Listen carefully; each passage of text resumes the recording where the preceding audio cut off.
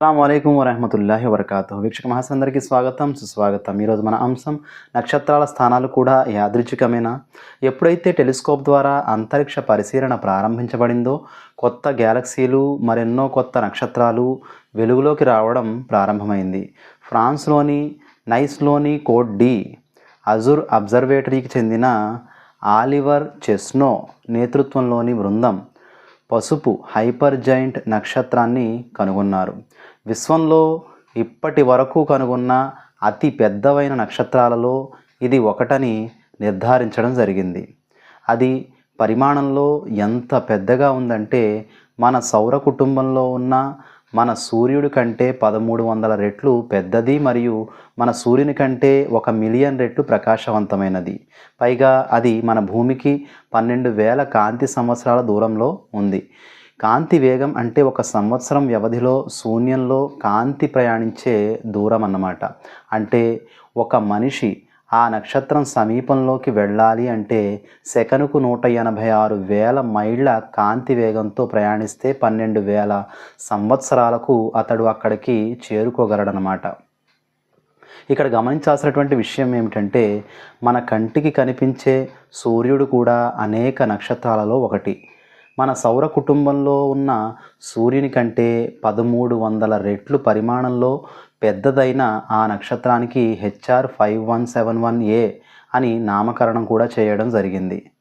సరే, ఇంతకు విశ్వం దానంతట అదే గాలివాటంగా ఏర్పడిపోయింది.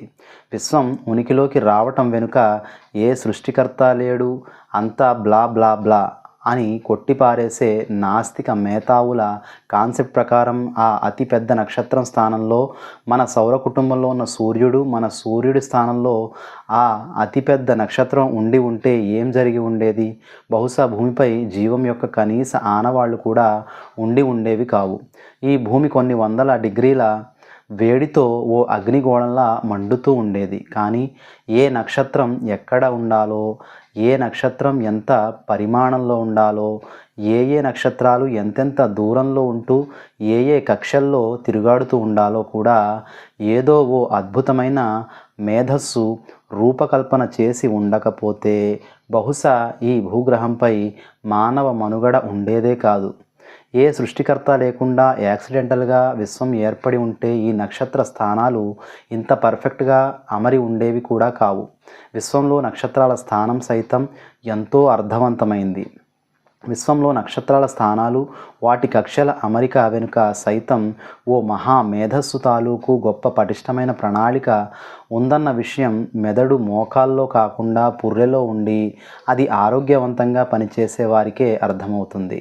ఇదే విషయాన్ని ఖురాన్ ఈ విధంగా ప్రస్తావిస్తుంది.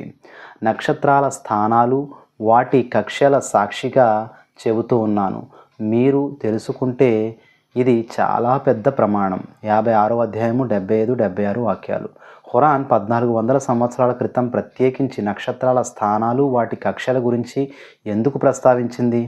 టెలిస్కోప్ ద్వారా అంతరిక్ష పరిశీలన ప్రారంభమైన తరువాత మన సూర్యుడి లాంటి కాంతివంతమైన ఎంతో పెద్ద నక్షత్రాలు, వాటి కక్షలు ఆవిష్కరించబడిన తరువాత ఆశ్చర్యానికి గురైన మనిషి శాస్త్రీయంగా ఆలోచన చేస్తాడని, ఆలోచన చేసి ఈ గొప్ప విశ్వ వ్యవస్థను క్రమబద్ధంగా నడుపుతున్న సృష్టికర్తను గుర్తిస్తాడని.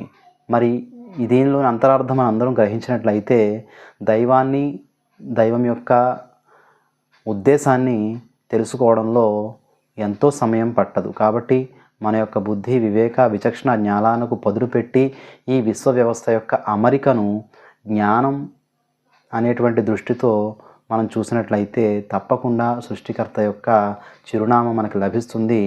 ఆయన యొక్క ప్రణాళిక ప్రకారం మనందరం కూడా ఇక్కడ నడుచుకునేటువంటి అవకాశం ఉంటుంది. మనందరికీ కూడా దైవం ఆయన్ని గుర్తించేటువంటి, ఆయన ఆజ్ఞలను అనుసరించేటువంటి సౌభాగ్యాన్ని ప్రసాదించుగాక. ఆమీన్ యా రబ్బుల్ ఆలమీన్. అస్సలాము అలైకుం వరహమతుల్లాహి వబర్కాతుహు.